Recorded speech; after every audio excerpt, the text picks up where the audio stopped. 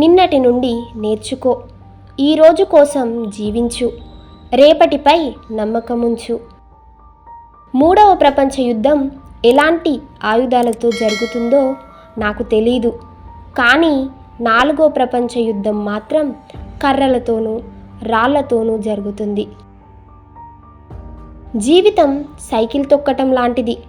నిలకడగా ఉండటానికి నువ్వు ముందుకు పోతూనే ఉండాలి.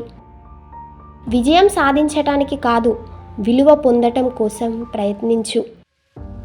నేను పెద్ద తెలివైన వాడిని ఏమీ కాదు, కాకపోతే నేను సమస్యలతో చివరిదాకా ఉంటాను.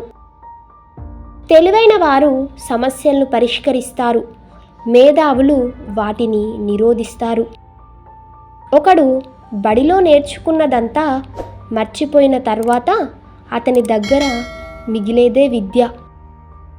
నువ్వొక దాన్ని సులభంగా వివరించలేకపోతే నీకది సరిగ్గా అర్థం కానట్టే. మనం సమస్యలను సృష్టించిన అదే ఆలోచనను ఉపయోగించి వాటిని పరిష్కరించలేము.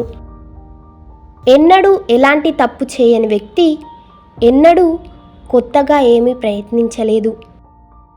నేనెప్పుడూ భవిష్యత్తు గురించి ఆలోచించను, అది ఎలాగో త్వరలోనే వస్తుందిగా. లాజిక్ నిన్ను ఏ నుండి బికి తీసుకువెళ్తుంది, ఊహ నిన్ను ఎక్కడికైనా తీసుకువెళ్తుంది. శిక్షకు భయపడో ప్రతిఫలం కోసం మాత్రమే మనుషులు మంచివారైతే మనం నిజంగా హీనమైన వాళ్ళం.